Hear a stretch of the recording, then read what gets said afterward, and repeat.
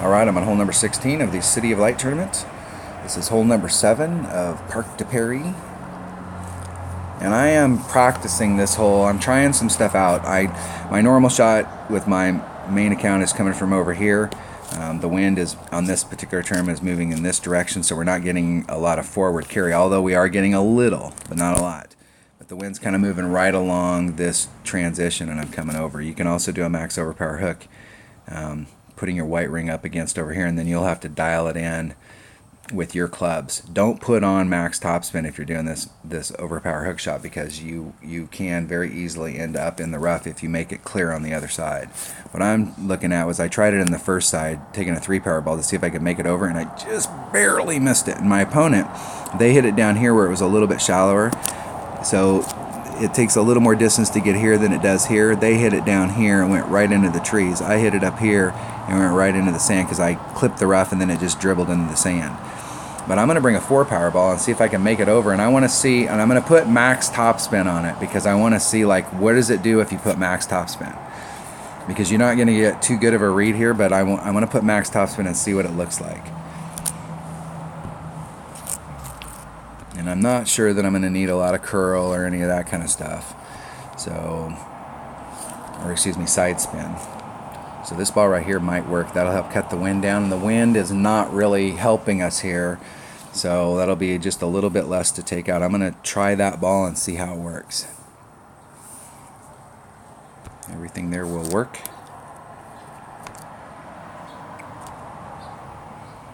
And I'm exploring this shot. This isn't, I'm not a fan of doing any kind of layup stuff on this hole on the right-hand side.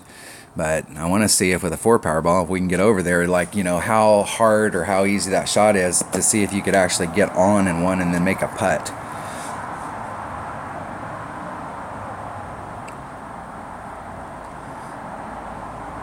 I like the max overpower hook shot over here because the ball that you use when you do the max overpower hook shot is a Marlin.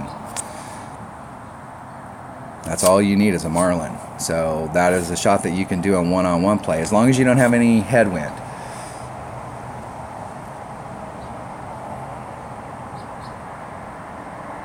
Now see, if you do this bounce over shot here, where are you going to go?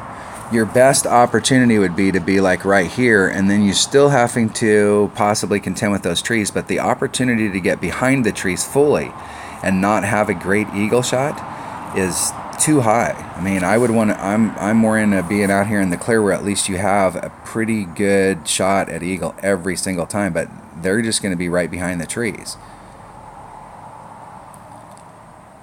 Now they have a little teeny bit of a window here, but I mean, come on.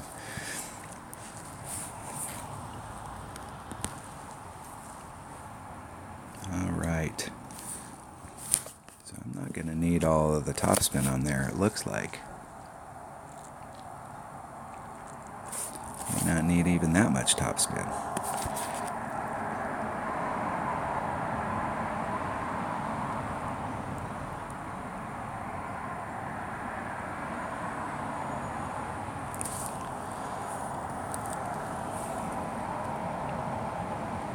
There's max. I'm going to try max just to see, just so I can see what that looks like. I need a grate to the right.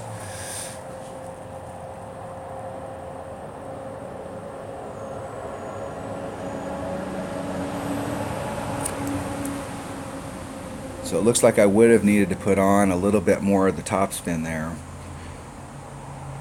and adjust that.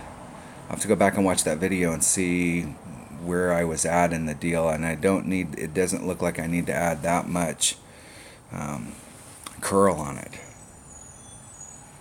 But I hit that shot great to the right, and I was just barely gone on over there, so I can set it up a little bit more to the left, give myself a little bit more room for a grate to the left or the right, and then put on all the topspin, or excuse me, all the curl. But the topspin number there is definitely going to be something I'll have to practice on and try it out. I think in my main account, I'm going to go back and watch that video, and I may try it just to, may try it my opening round, because it's more important that I want to go into the weekend round with good tiebreakers, but it's more important that I set myself up for a spectacular weekend round. And that is that is exactly why I'm not interested in hitting behind those trees.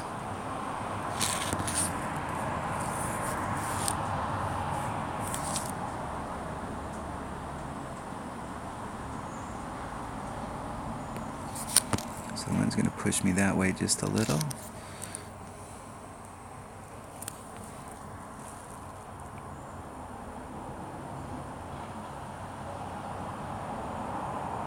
Oh, I missed it. I missed it.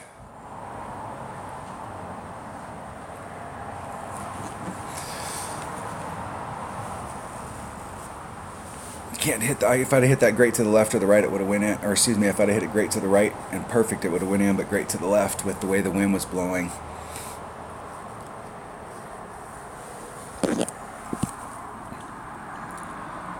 That's all right though. The goal wasn't to try and get out there where I could make a pitch. The goal was to try and get on the green so I could make a putt. And that might be possible.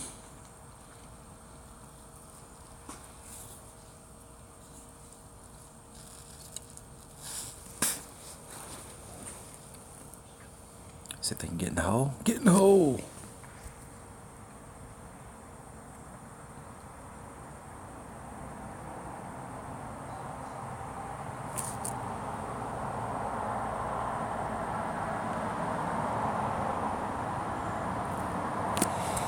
All right, birdie.